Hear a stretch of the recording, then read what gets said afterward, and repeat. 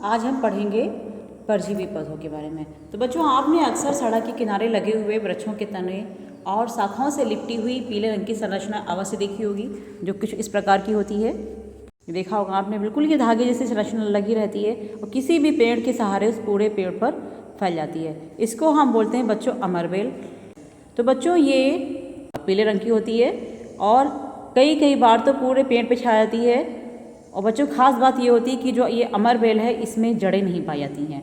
जड़ों की जगह इसमें चूसकांग यानी चूसने वाले अंग पाए जाते हैं, जो क्या करते हैं, परजीवी पौधे के जिस पौधे पर ये उगते हैं उस पौधे की शाखाओं पर या जहाँ पर उग रहा है वहाँ पर उसकी जो ये चूसकांग होते हैं वो घुस जाते हैं और घुसने के बाद वहाँ से ये जल और भोजन प्राप्त करते हैं। क्योंकि जल और ये भोजन रेडीमेड प्राप्त कर रहे हैं, इसलिए अपना भोजन स्वयं बनाने की जरूरत नहीं पड़ती है। इसलिए इनका हरा रंग भी इनको आवश्यक नहीं है और ना तो इनमें पत्तियाँ पाई जाती हैं। तो ये बच्चों एक प्रकार की परजीवी जो पूरी तरह से परजीवी है, यानी कि अपना पूरा जीवन पूरी तरह से जिस पौधे पर ये पाई जाती है उस पर बिताती है। तो इस प्रकार के पौधे को हम बोलते हैं पूर्ण परजीवी। कुछ पौधे ऐसे होते हैं बच्चों जिनमें पत्तियां तो पाई जाती हैं, लेकिन किसी और कारण से अपना भोजन स्वयं नहीं बना पाते हैं।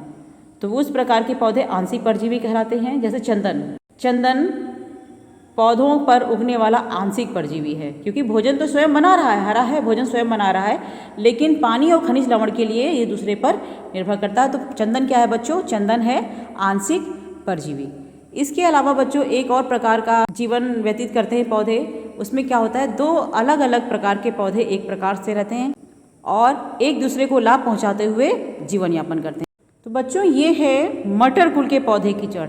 इसकी खास बात ये होती है कि इसकी जो जड़ें होती हैं, जड़ों में गांठों जैसी संरचनाएं दिख रही हैं आपको। मटर कुल यानी कि मटर हो गया, चना हो गया, मसूर है, अरहर है, लोबिया है, जो भी दाल वाले पौधे होते हैं इनकी जड़ों में ये गांठें पाई जाती हैं। इनमें एक प्रकार का बैक्टीरिया रहता है, जो एक सहजीवी बैक्टीरिया होता है, जो बैक्टीरिया पाया जाता है इन पौधों में, उसका नाम है बच्चों राइजोबियम।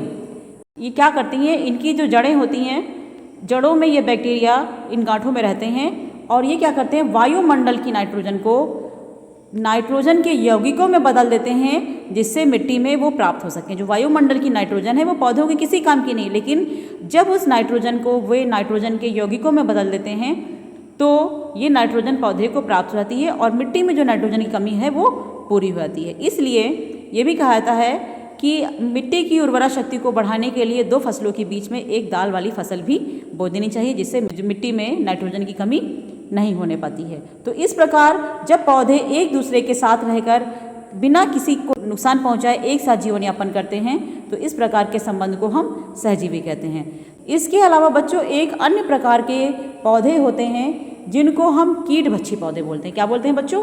कीटभक्षी पौधे। ये घटपर्णी नामक पौधा है। घटपर्णी, घट यानी घड़ा और पर्ण यानी पत्तों।